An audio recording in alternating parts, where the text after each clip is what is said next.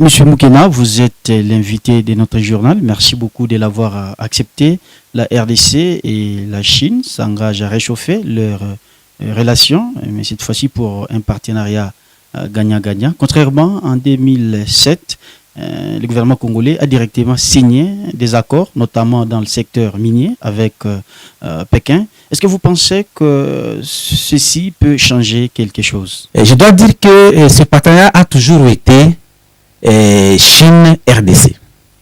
Même à l'époque, en 2008, avec la signature de cette convention sino-congolaise, c'était l'État congolais, mais représenté par la GECAMIN, mais ce sont des décisions des hommes politiques, le président Kabila à l'époque, avec le groupement d'entreprises chinoises qui sont accompagnés par le gouvernement chinois. C'était la même situation.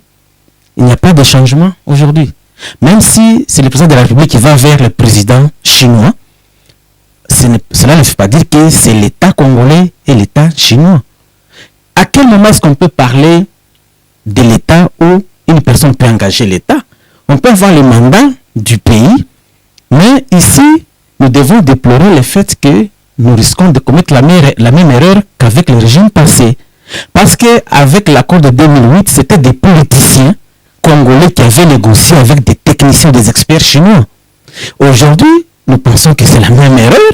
On a des politiciens qui vont négocier avec des experts chinois.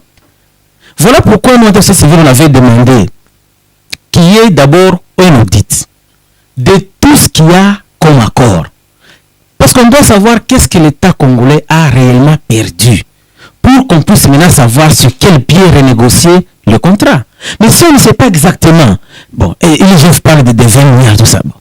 Mais il faut qu'il y ait un audit qui est mené par des experts qui puissent déterminer également la perte de la part de la RDC et puis les bénéfices ou les sous-bénéfices de la part de la Chine.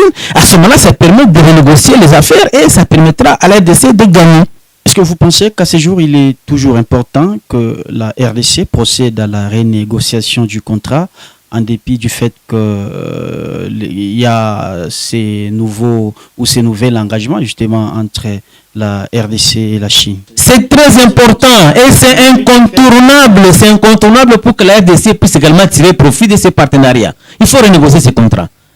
Si ce contrat n'est pas renégocié, mais la RDC va continuer à être perdante dans ce partenariat et finalement, il y a une disposition de la Convention qui dit qu'en 2034, si le prêt n'est pas totalement remboursé, ce sera une dette publique.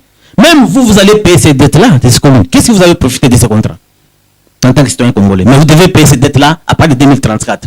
Mais ce sont de telles clauses qu'il faut annuler de la Convention qui pénalisent davantage la RDC, en plus du fait qu'on est en train de perdre, mais on sera engagé à rembourser ces prêts-là. Ce sont de telles clauses qu'il faut enlever de la Convention et rééquilibrer les choses. Vous allez vous comprendre que le gouvernement d'entreprise a déjà amorti l'investissement. Le gouvernement a déjà, et plutôt le gouvernement d'entreprise a déjà réalisé énormément de bénéfices. Et la RDC, rien jusque-là. Lors de son séjour en Chine, la délégation congolaise a aussi plaidé pour que la SICOMIN soit exclusivement gérée par Kinshasa. Est-ce que vous pensez que cette mesure peut être profitable au pays? Même à l'époque, même à la signature du contrat en 2008, c'était la primature et je crois le ministère des Grands Travaux qui devait gérer ce projet. Mais il avait été créé notre bureau de coordination sino-congolais qui dépendait directement de la présidence qui a géré ce projet. Et nous sommes là où nous en sommes. Avec le nouveau régime, il y a eu encore une commission. Il y a eu des commissions et des commissions. Au lieu que ce soit le gouvernement. Vous voyez, là, quand je parle des techniciens, je suis en train de faire allusion aux experts des différents ministères, des différents portefeuilles. Il y a des ministères du gouvernement qui ont des experts qui peuvent suivre la question, mais qui ne sont pas intéressés.